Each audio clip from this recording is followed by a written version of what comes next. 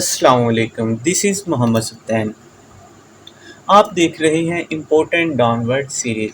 इस सीरीज़ के आज के लेक्चर में हम जो वर्ड्स लेकर आए हैं वो बहुत ही ज़्यादा इंटरेस्टिंग और मे बी आप उनसे फेमिलियर भी हों। तो चलिए स्टार्ट करते हैं। वीडियो स्टार्ट करने से पहले आई हैव अ रिक्वेस्ट, अगर आपने मेरा चैनल अभी तक सब्सक्राइब नहीं किया तो जल्दी से मेरे चैनल को सब्सक्राइब कर दीजिए और बेल आइकन को प्रेस कर दीजिए ताकि मेरी आने वाली नई वीडियोस आपको बगैर किसी दिक्कत के मिल सकें। Let's start. First word of the day we have is lamentable. It is an adjective. If you describe something as lamentable, you mean that it is very unfortunate or disappointing.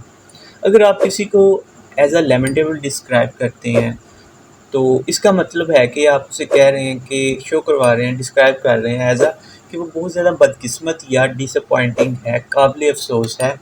रेग्रेटेबल and deplorable both are the words which we can use for lamentable as a synonym. ठीक है, हमारे पास जो लेमेंटेबल के synonyms हैं वो हैं रेग्रेटेबल and deplorable. इसको उर्दू ज़ुबान में हम कहते हैं अफसोसनाक या काबिल अफसोस। ठीक है, let's see how we can use lamentable in our sentence. अब हम देखते हैं लेमेंटेबल को हम अपने सेंटेंस में किस तरह इस्तेमाल कर रहे हैं। She shows she shows a lamentable lack of understanding. वो इफ़हामो तफ़हीम की अफ़सोसनाक कमी को ज़ाहिर करती है। मीन टू से कि उसके अंदर जो अंडरस्टैंडिंग का लेवल है वो बहुत कम है। अगर हम पंजाबी में कहें कि उसके अंदर अंडरस्टैंडिंग वाला पुर्जा ही नहीं है, उसे समझ नहीं आती, उसका जो अंडरस्टैंडिंग लेवल है बहुत कम है कि वो अफ़सोसनाक कमी को ज़ाहिर करती है इसकी। ठीक है, I hope you understand the meaning and how we can use lamentable in our sentence. Next we have the word languid.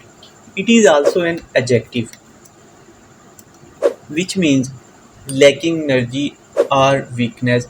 अगर आप किसी ऐसी सिचुएशन को शो करवा रहे हैं जिसके अंदर if you have lack of energy या लैकिंग एनर्जी और यू आर वीक, तो मुर्दा दिल है किसी का या कमज़ोर है, ना तो हम लैंग्वेज का वर्ड यूज़ करते हैं।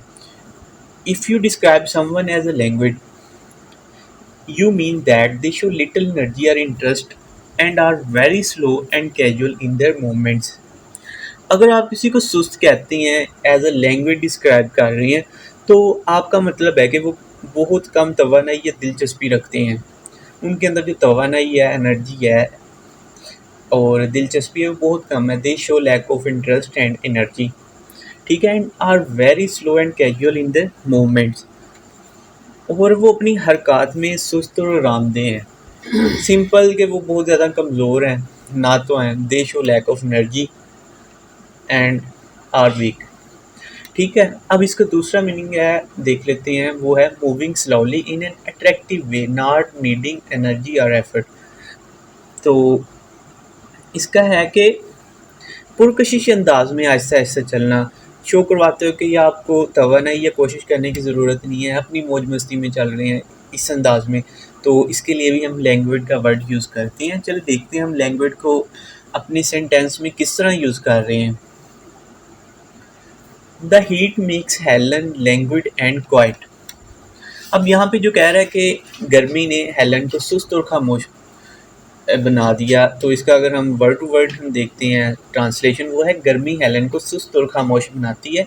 As you can see this sentence is present indefinite, मतलब कि यूजुअल एज यूजुअल बात चल रही है कि जो गर्मी है हेलन को क्या करती है, क्वाइट एंड लैंग्विड बना देती है, खामोश और सुस्त बना देती है, या लैंग्विड एंड क्वाइट बना देती है, सुस्त और खामोश बना देती है। ठीक है, next we have the sentence he turned with her watching her languid walk.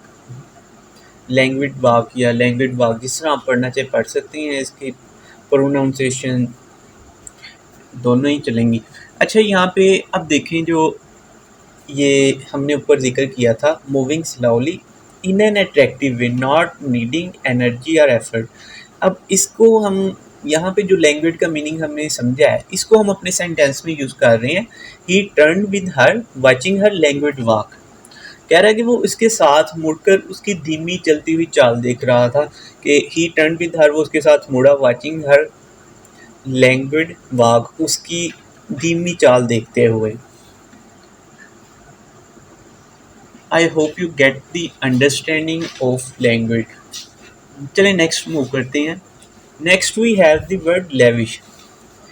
We can use lavish as an adjective and as a verb as well. हम इसको एडजेक्टिव और वर्ब दोनों में इस्तेमाल करते हैं। चलें देखते हैं इसका मीनिंग क्या है और इसको हम कहाँ पे एज एन एडजेक्टिव यूज़ कर रहे हैं और वर्ब यूज़ कर रहे हैं और इन्हें कैसे इस्तेमाल कर रहे हैं। अच्छा, लेविश के जो मतलब है ना, वो है something that is large in amount और impressive and usually costing a lot of money. बड़ी रकम या मुतासिर कुन और आम तौर पर बहुत ज़्यादा पैसा खर्च करने वाली, जहाँ पे हम ये टर्म है इसके लिए यूज़ करते हैं, वो है लेविश।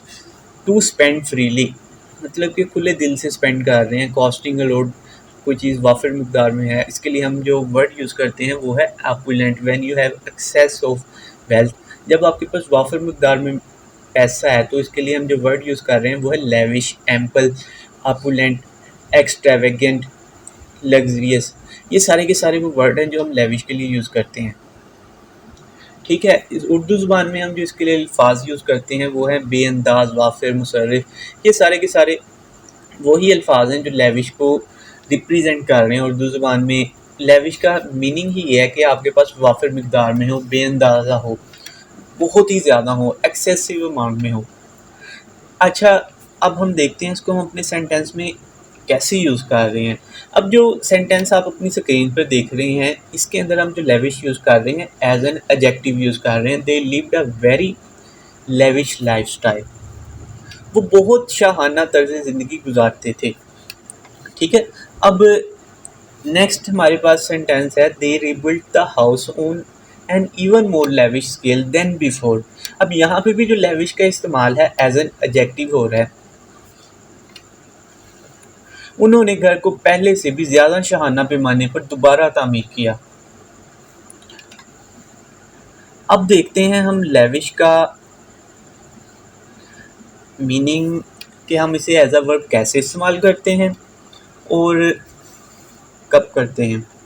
अच्छा, इसको जो लेविश एज अ वर्ब हम यूज़ करते हैं वो हम आप देख सकते हैं कि यहाँ पे वर्बल फ्रेज यूज़ की गई है, लेविश समथिंग ऑन समबडी और समथिंग, या हम इसको इसमें यूज़ करते हैं लेविश समथिंग अपॉन समबडी और समथिंग। ये एक जनरल सा स्ट्रक्चर है वर्बल फ्रेज का, जिसके अंदर हम लेविश को यूज़ कर रहे हैं। ठीक है, अब इसकी हम नीचे प्रैक्टिकल एप्लीकेशन देखते हैं कि इस वर्बल फ्रेज के अंदर हम कैसे लेविश को डालें। To give a lot of something, often too much, to somebody और समथिंग। ये तो हो गया लेविश का मीनिंग, के वाफिर किसी चीज़ को बहुत ज़्यादा तरजीह देना, अक्सर बहुत ज़्यादा किसी को या बहुत कुछ देना। तो ये है लेविश को जब हम एज अ वर्ब यूज़ कर रहे हैं, इसका मतलब। अब हमने जो ऊपर जनरल स्ट्रक्चर देखा था, तो उसका हम देख लेते हैं कि इस्तेमाल क्या है। अब हम देखते हैं, she lavishes most of her attention on her youngest son. वो अपनी ज़्यादातर तवज्जो अपने सबसे छोटे बेटे पर मरकूज करती हैं। तो यहाँ पे आप देख सकते हैं हमने लेविश को एज अ वर्ब यूज़ किया है, she lavishes most of her attention. वो अपनी ज़्यादातर तवज्जो मरकूज करती हैं ऑन हर यंगेस्ट सन, अपने सबसे छोटे बेटे पर। ठीक है, अगर आपको फिर भी कोई मिसअंडरस्टैंडिंग हो तो आप मुझे इंस्टाग्राम पे फॉलो कर सकते हैं, तो आप मुझसे वहाँ पे अपनी क्यूरीज वगैरह डिस्कस कर सकते हैं। मैं इंशाल्लाह आप सबका रिप्लाई दूंगा।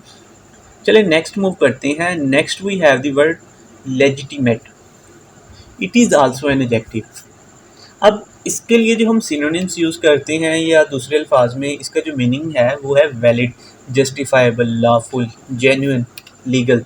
समथिंग जो जायज़ हो, शरई हो या कानूनी हो, तो उसके लिए हम वर्ड यूज़ करते हैं लेजिटिमेट। और इंग्लिश में इसके लिए जो हम सिनोनिम्स यूज़ करते हैं वो है valid, justifiable, lawful, genuine and legal etcetera. अब इसका मीनिंग देखते हैं, समझने की कोशिश करते हैं। For which there is a fair and acceptable reason. For which there is a fair and acceptable reason, जिसकी मकबूल और काबिल कबूल वजह हो, वो जायज़ है, शरई है और कानूनी है। And we use the word legitimate for that. अब इसका सेंटेंस देखते हैं। It seemed a perfectly legitimate question. ये एक बिल्कुल जायज़ सवाल लगता है। अब इसका दूसरा मीनिंग, मतलब कि और अंडरस्टैंडिंग के लिए एक और मीनिंग देख लेते हैं। Allowed and acceptable according to the law, जो लॉ के मुताबिक, कानून के मुताबिक अलाउड हो और एक्सेप्टेबल हो। ठीक है। अब इसका फिर एक सेंटेंस देख लेते हैं। The legitimate government was reinstated after the uprising. बगावत के बाद जायज़ हुकूमत बहाल हो गई। ठीक है। नेक्स्ट मूव करते हैं। Last word of the day we have is libelous. It is also an adjective which means containing a libel about somebody। जब किसी के बारे में तौहीन आमेज़ कोई स्टेटमेंट वगैरह हो, मतलब तौहीन पर मुश्तमिल हो। अब इसके लिए जो हम सिनोनिम्स यूज़ करते हैं वो है डेफेमेटरी, फॉल्स, मैलिशियस, डेरोगेटरी। ठीक है, मतलब रुस्वाकुन या तौहीन आमेज़। ये सारे के सारे वो सिनोनिम्स, वो वर्ड्स हैं जो लाइबलस को दूसरे अल्फाज में रिप्रेजेंट करते हैं। मीन टू से कि हम लाइबलस की जगह इनको भी यूज़ कर सकते हैं, defamatory, false, malicious and derogatory. चलिए देखते हैं इसको हम अपने सेंटेंस में कैसे यूज़ कर रहे हैं और इसका एक और मीनिंग देखते हैं। If a statement in a book, newspaper और मैगजीन इज़ लाइबलस। अगर बुक के अंदर, न्यूज़पेपर के अंदर या मैगजीन के अंदर कोई स्टेटमेंट लाइबलस है, it wrongly accuses someone of something and is therefore against the law। तो ये किसी पर गलत इल्ज़ाम लगाती है और इसलिए कानून के खिलाफ है। He claimed the articles were libelous and damaging to the interests of the team। अब होता क्या है, इसका जो हम ट्रांसलेशन देखते हैं कि हम लाइबलस को अपने सेंटेंस में एज एडजेक्टिव यूज़ कर रहे हैं। He claimed the articles were libelous and damaging to the interest of the team. उन्होंने दावा किया कि मज़ामीन तौहीन आमेज़ और टीम के मफादात को नुकसान पहुँचाने वाले थे। अब इसका एक और सेंटेंस देख लेते हैं ताकि हमें अच्छे से इसकी अंडरस्टैंडिंग हो जाए और हम इसे अपनी परमानेंट मेमोरी में शिफ्ट कर सकें और हमारे लिए आसानी हो जाए इसका मीनिंग समझने के लिए। He says that the report is libelous. उनका कहना है कि रिपोर्ट बेबुनियाद है।